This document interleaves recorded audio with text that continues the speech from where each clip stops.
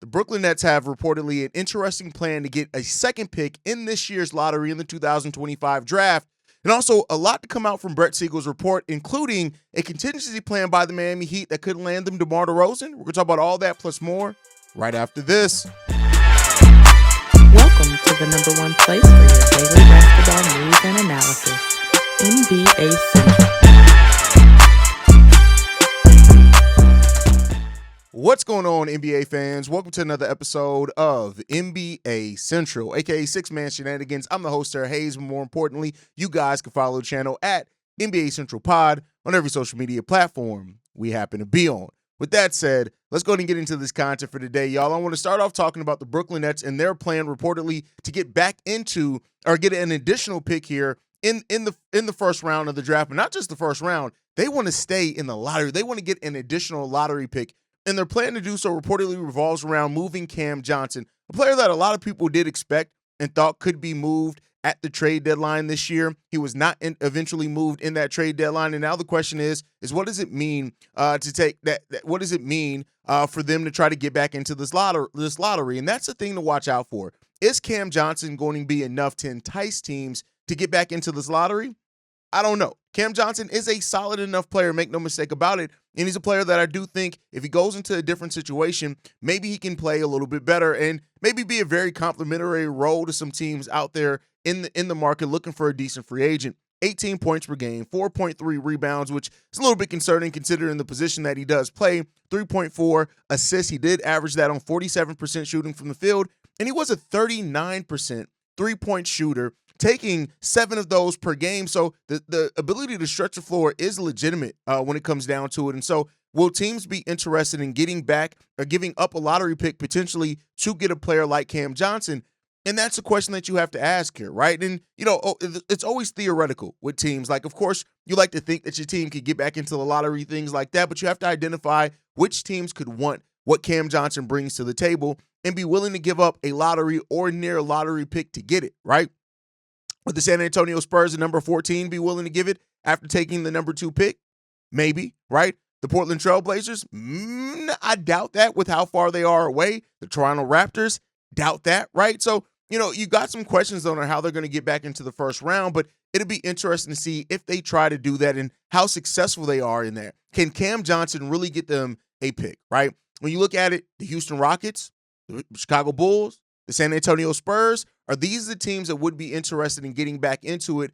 That's the biggest questions that the Brooklyn Nets are going to try to ask themselves. But the biggest question here is, of course, going to be, can the Brooklyn Nets find a taker, and where is that taker going to be at? Which teams are really going to be interested in Cam Johnson enough to give up a lottery pick for a player that, make no mistake about it, like Cam Johnson's solid, but he's 29 years old. He's been in the league since 2019.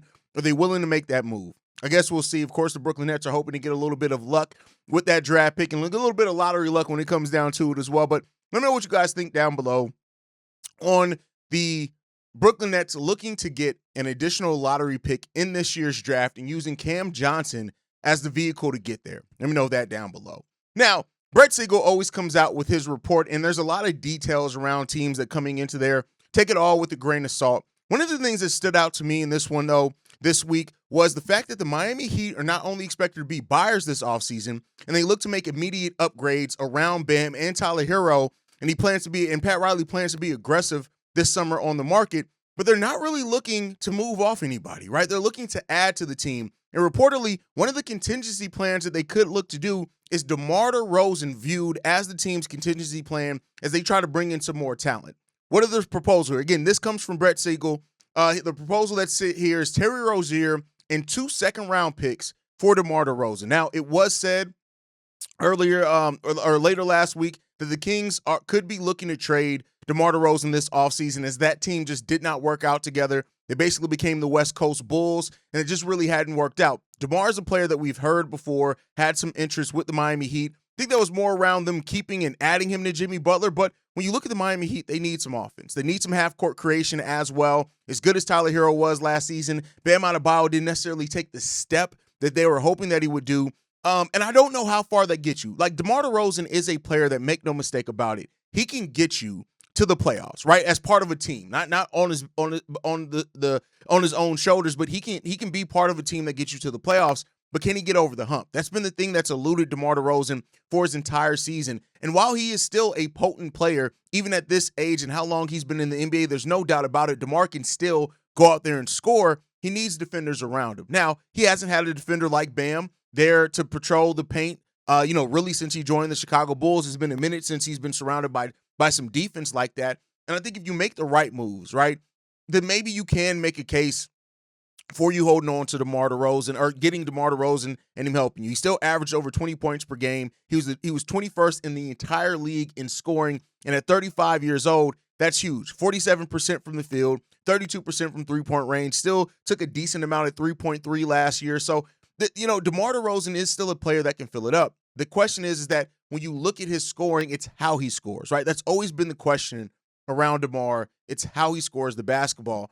And it's not a modern type style, right? So you need a particular type of players around him if you're going to want to make the most out of having DeMar DeRozan on your team. You're going to need defenders. You're going to need switchable defenders at that. And, of course, they have that in Bam, right? Bam is a big part of why a DeMar could work. If you're able to also keep Davion Mitchell and what he showed in the play-in and stuff for you this year, then maybe you can make your case, right? You can make your case that maybe you can have a team. And, again, Pat Riley seems like a guy who just does not want to ever really bottom out. And because of that, it leads him to make deals and moves like this. Now, I'll say this, right? If you're using Terry Rozier to help get you there, that's not the worst asset to give up in pursuit of trying to build a team that can at least go on some type of playoff push.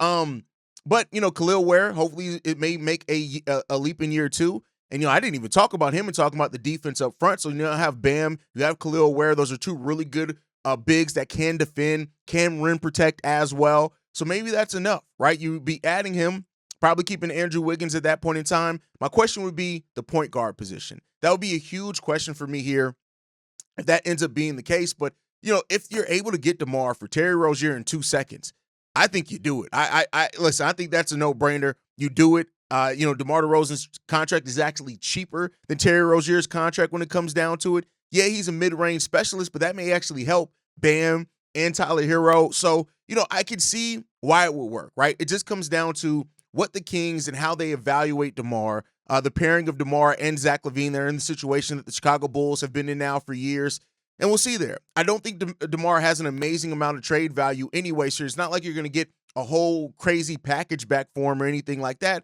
So you'd really be looking at what you're getting for DeMar or at trying to stack assets.